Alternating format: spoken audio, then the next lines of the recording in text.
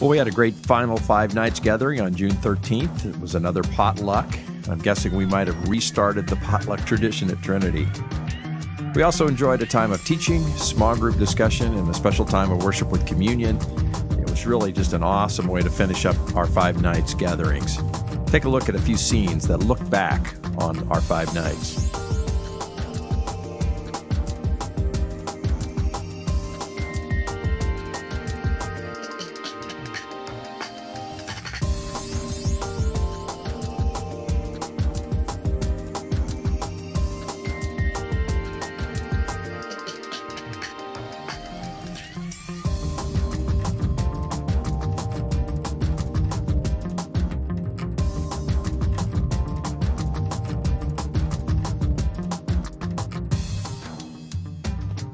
Well, we began by asking the question, why do Five Nights?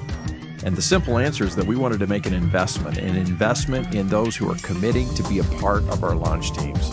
You know, many of us are very task-oriented. We're itching to get started with the team formation and defining roles and responsibilities, setting schedules. You know, we just love to get the job done.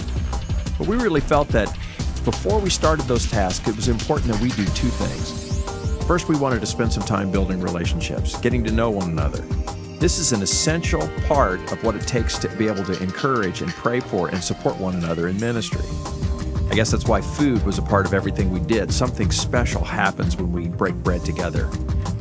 The second thing that we wanted to do was to go back and to check our spiritual foundations. You know, if we don't build our ministry on a solid foundation, it simply won't stand. And as you've heard me say many times, the remodeling of the building is the easy part of our multiplication effort. The real concern is this: are we growing in our faith in such a way that we are multiplying? Is our faith creating in us a desire and an opportunity to invest in the lives of others? Well, these are important questions for us, and we hope the answers are clearer to all of us because of the time that we've spent together. You know, you've been watching some scenes from the Five Nights, and it certainly was a great time of being together and asking God to build us into teams that will carry out the work that's ahead of us. We hope you enjoyed our Five Nights. Well, we spent most of the Five Nights talking about some things that we need to know. We need to know who we are in Christ, our identity. We need to know that God has a plan for our lives. And we need to know that He promises to empower us to live out His plan. Knowing results in doing. We use the terms worship, serve, and connect to talk about the actions that are commonly found in the life of one who follows Jesus. But you see, one who knows and does becomes. They become a disciple by exploring the claims of Christ, ultimately crossing a line of faith. That happens at different times for each of us, but ultimately, we should all be able to say clearly and with conviction that we confess with our mouths that Jesus is Lord and believe in our hearts that God raised Him from the dead, as it says in Romans 10:9. As growth continues, we need to cross another line, a line to fruitfulness or multiplication. We invest then in the lives of others. And if we don't cross this line, as we've said, we get kind of cranky. This is where we begin to really love others to Christ. This is the very heart of the mission statement of Trinity. You see, we want to be a church that multiplies. But remember, multiplication starts in us. And if we aren't multiplying as followers of Christ, or if His love is not multiplying in us, we're going to have a really hard time multiplying as a church, a really hard time loving others to Christ. If we know who we are and seek to live out God's plan for our lives by His power, we will do the things that are important. Worship, we'll connect with others, we'll serve those in the church and outside the church. And as we know, we do, and then we become disciples who multiply by investing in the lives of others. We become a church that can multiply by loving people to Christ. We looked briefly at Acts 2:42 through 47, and we saw that the early church was a community that focused their lives on knowing. And you can see that in verse 42, and they devoted themselves to the apostles' teaching. And the early church gave us a powerful demonstration of how to live out God's plan in God's power. We see them connecting with one another in fellowship. They did life together. They were devoted to the fellowship. They even ate meals together.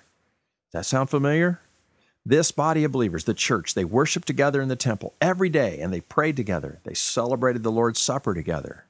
And they served one another, having everything in common. They shared their possessions, even selling possessions to take care of those who were in need. The early church was a church that did what they were called to do. They worshiped, they connected, and they served. And as a result, God added to their numbers. I mean, think about that for a minute. Through the power of God's word changing them, God created a community, and then he added to their numbers. As they worshiped together, served, and connected, you can just imagine how this worked. They'd start by exploring the faith.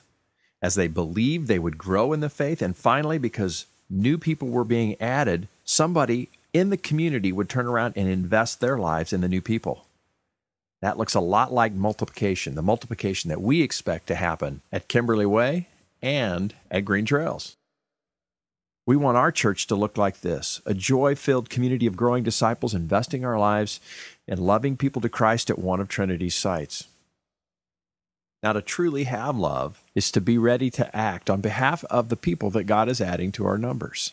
And he is bringing people into our midst, over 200 first-time visitors this year. And the question really is this: are we able to act on their behalf? To really love them, to love them in such a way that they know that they do, and they become someone who will turn around and love others, investing themselves in the lives of other people to love them to Christ.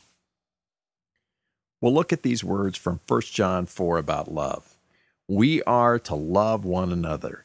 This is a should. It's the law, something that we should do.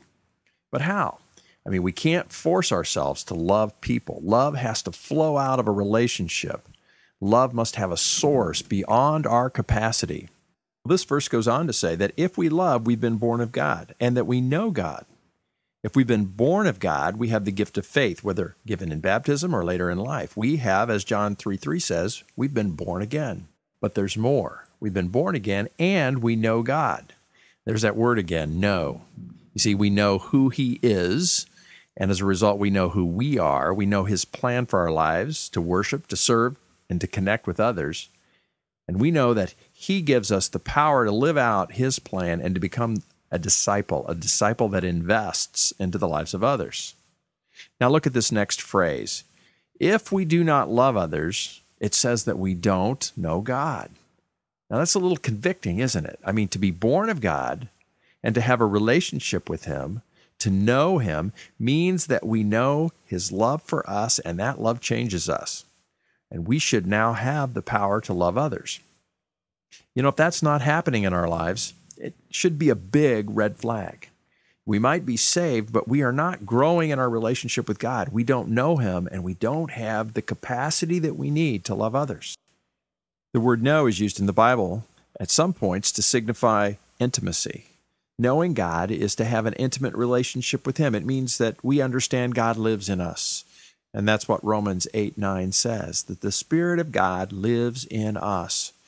And if the Holy Spirit lives in us, he produces fruit: love, joy, peace, and patience, self-control, gentleness, faithfulness, goodness, kindness.